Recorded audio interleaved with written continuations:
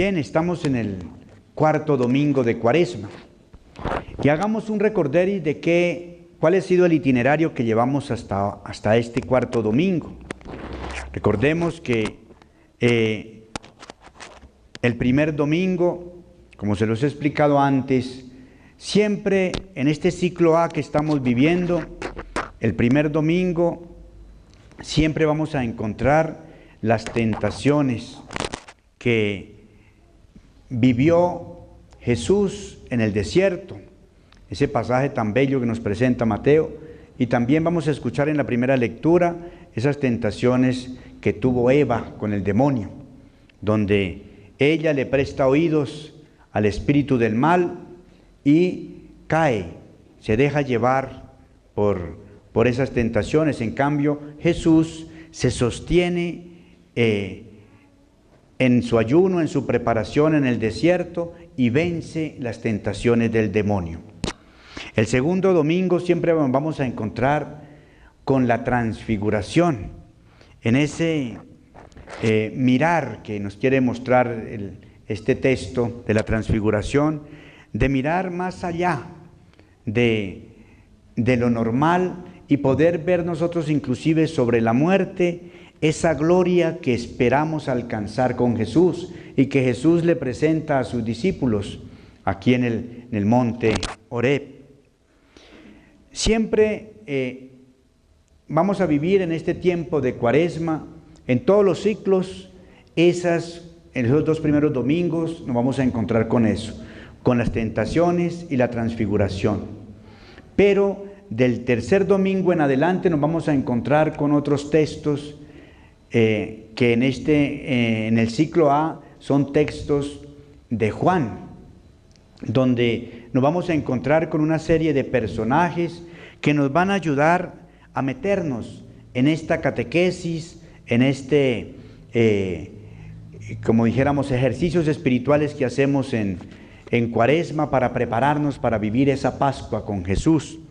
Y es así como el tercer domingo nos encontramos con ese primer personaje que es la samaritana con Cristo. Y es allí donde ella nos invita a recobrar esa fe, ese encuentro, ese reconocimiento de ese Jesús. Y que a través de esa fe en Jesús, ella, por el testimonio que da, hace que todo un pueblo se convierta y que desde luego ella en primer lugar. Y en el cuarto domingo vamos a vivir otro encuentro como el que estamos viviendo hoy, de Jesús con un ciego de nacimiento. Un ciego de nacimiento que nos va a llevar a ilustrarnos también en ese contexto que lo vamos a analizar ahorita. Y el quinto domingo va a haber otro encuentro de Jesús con Lázaro, con un muerto. Va a tener ese encuentro que también nos va a llevar a nosotros a ver que los casos perdidos de la mano de Dios tienen solución. Entonces nos vamos dando cuenta cómo la pedagogía de la iglesia nos va envolviendo y nos va llevando paso a paso a ese encuentro con el Señor. Y hoy nos encontramos con esto tan bello que es el encuentro de Jesús con este ciego de nacimiento. Y esto también nos lo ilustra la primera lectura, que es la elección de David como rey. La investidura de David como rey, donde es ungido, o sea, donde es apartado para ser ese siervo de Dios y que va a ejercer ese servicio a través del reinado que él va a ejercer. Y nos damos cuenta, mis hermanos, que esta primera lectura nos lo dice tácitamente, no tácitamente, sino explícitamente, nos lo está diciendo que Dios no se fía de apariencias. Y vemos cómo el Señor le dice a Samuel: ve donde Jesé y elige, que voy a elegir a uno de sus hijos como rey. El pueblo había tenido un rey, pero el Señor le quitó esa gracia, esa investidura, Y entonces el pueblo venía reclamando un nuevo rey, pero un nuevo rey que estuviera acorde con Dios, que fuera ungido de Dios y que hallara la gracia de Dios. Y entonces llega Samuel a la casa, como nos lo está diciendo el texto de Jesé, y comienza él a decirle que le presente a esos hijos suyos, porque uno de esos es el que va a ungir como rey. Y entonces le presenta en primer lugar a ese hijo mayor, un tipo grande, corpulento, bien presentado, que conocía los artes de la guerra. Entonces cuando lo ve Samuel, dice, mire qué rey que nos va a regalar el Señor. Entonces ahí es cuando le dice el Señor, oiga, no se deje llevar de apariencias, ese no es. Y dice que así hizo pasar a los 7 de los hermanos, y ninguno de esos el Señor lo elige. Entonces Samuel le pregunta, ¿hay más hijos todavía? Y entonces, como eran familias numerosas, familias que eran grandes en ese tiempo, en el caso también no tan lejano, en mi familia éramos 13 hermanos, y yo sé que aquí también hay familias numerosas, no es como las familias de hoy, que está solo la pareja y los hijos son un perro y un gato. Entonces, no, en ese entonces el contexto era de muchos hijos, mucha prole.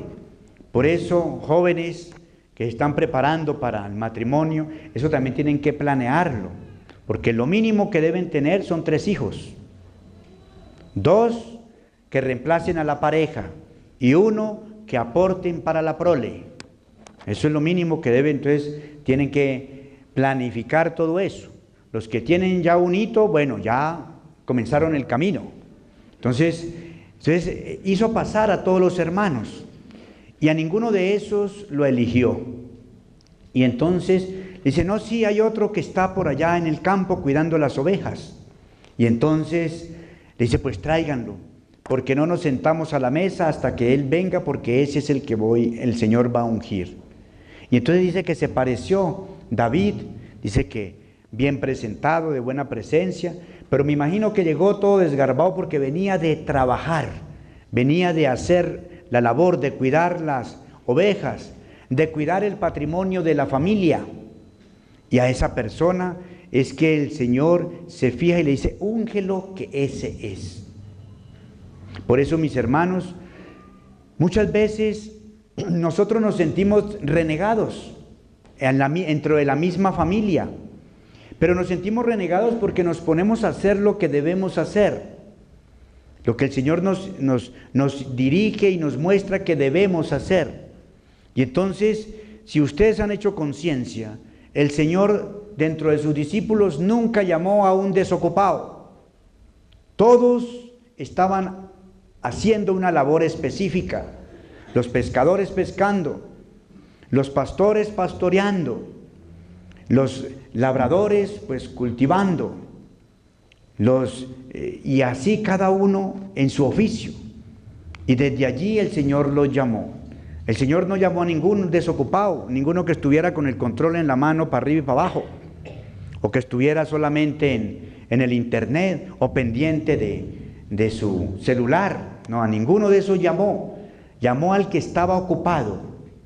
¿Por qué? Porque el Señor sabe que esa persona tiene entereza, tiene ganas de hacer cosas en su vida. ¿Y quién fue David? David fue un rey muy promisorio, muy prolífero, en el sentido de que fue un rey que gobernó 40 años y le entregó un reinado muy próspero a su hijo. ¿Quién era el hijo de David? Salomón, el rey Salomón, que no ha habido sobre la faz de la tierra un rey más rico y un rey más sabio que Salomón. Entonces vemos que los propósitos de Dios tienen un fin específico, y es colocarlo al que se dispone, al que está haciendo lo que debe hacer, para exaltarlo y para ponerlo en la posición que el Señor quiere colocarlo. Pero el Señor no va a llamar a ningún desocupado. Por eso, mis hermanos, ustedes, los jóvenes y los que tienen hijos, tienen que irlos encauzando cada uno en lo que debe ir haciendo en las etapas de su vida. Bueno, en su niñez, pues haciendo lo que tiene que hacer en la niñez. En su adolescencia, pues lo que hay que hacer en la adolescencia. Y en la juventud, hacer lo que hay que hacer en la juventud. Mi padre nos decía que lo que uno no edifique en la edad de la juventud, difícilmente lo va a hacer de adulto. Y la infancia termina a los 7 años. La niñez termina a los 10. De los 11 a los 15, 16 años termina la adolescencia. Y de ahí en adelante hasta los 30 está la edad de la juventud. Por eso, mis hermanos, hay que llamar a la persona en cada una de las etapas y darle esas alas, darles esas herramientas para que vaya asumiendo su personalidad en cada una de las etapas de la vida. Porque si no, después no van a servir para nada. Después no van a tener cómo desarrollar esos dones y talentos que Dios les va dando. Por eso, mis hermanos, no se dejen engañar aquí ustedes. Esa creencia que dice, no, es que tienen que salir del colegio y después irse a la academia. ¿Quién les dijo a ustedes eso? Por eso el tiempo de colegio se llama preparatoria, donde tú te preparas para pasar a la educación superior. Déjense, sáquense de la mente ese cuento que les han metido. Vaya, pregunten de quién son esas academias. ¿De los alcaldes? ¿De los concejales? ¿De los representantes? ¿De los senadores? ¿De los mismos rectores de las universidades? ¿Por qué? Porque quieren venderle la idea, no, que es que el niño no puede pasar a la universidad así. No, es que para eso es la edad de la preparatoria, para asumir los conocimientos necesarios para pasar a la etapa de la formación académica superior. Por eso, si un muchacho solo está estudiando, pues lo mínimo que tiene que sacar es 20. No se dedica a nada más, a estudiar. Entonces hay que exigirle en cada etapa de su vida eso. Un niño de 4 años está en toda la capacidad de recoger el desorden de sus juguetes. Claro, ya a los 5 años mínimo debe tender su cama. No lo hará bien, pero tiene que hacerlo. Y así sucesivamente. Mis hermanos, que no les pase. Estos días me buscó una mamá angustiada, preocupada. ¿Qué hago con mi hija de 20 años? Padre, estuvo enferma, pero ella se dejaron meter en la cabeza que porque era enferma tenían que tenerle lástima. Y ahí fue donde la dañaron, mis hermanos. Porque ahora los manipula. Y ahora la niña de 20 años, como me decía la mamá, la niña de 20 años ya no es una niña. Hay que llamarla como lo que es, una mujer adulta, hecha y derecha. Padre, es que ya ahora cada 8 días en la rumba y vienes a la madrugada borracha. Y bueno, ¿y dónde está la autoridad de ustedes? Si está bajo su techo y bajo su tutela, pues ustedes son los que tienen que guiarlos. Y entonces, ¿para qué vienes tú a llorarle o a lamentarse de lo que no ha hecho? Ojo, mis hermanos, estamos en tiempo de Cuaresma y tenemos que tener esa reconciliación con el Señor. Y hay un pecado que muy pocas veces le damos la importancia que merece, y es el pecado de omisión. Pecado de omisión no es solamente dejar de hacer una buena acción. El pecado de omisión es no educar bien a mis hijos. El pecado de omisión es no inculcar los principios y valores cristianos de los que yo he recibido. El pecado de omisión es no respetar la dignidad del otro. El pecado de omisión es no estar pendiente de la salud de mi abuelo, de mi abuela. El pecado de omisión es abandonar a mis hijos. El pecado de omisión es no suplir el hogar. Muchas madres llegan a decir, padre, es que mi esposo escasamente da lo del lo de la semana y quiere comer manjares. Y bueno, pues sírvale de lo que trae. Entonces, ese pecado de omisión, mis hermanos, tenemos que trabajarlo. Este tiempo de Cuaresma que necesitamos reconciliarnos con el Señor, hay que trabajarlo. Porque nosotros no nos podemos dejar llevar del relativismo.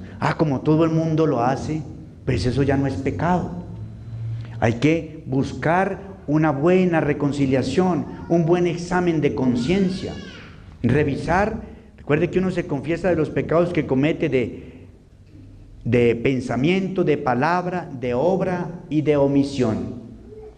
Y evaluándolos a través de los 10 mandamientos, cómo yo debo hacer esa buena preparación para tener esa reconciliación con Dios.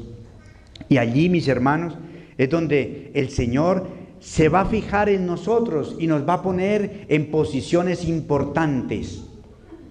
Porque el Señor no le va a entregar responsabilidades a un desocupado.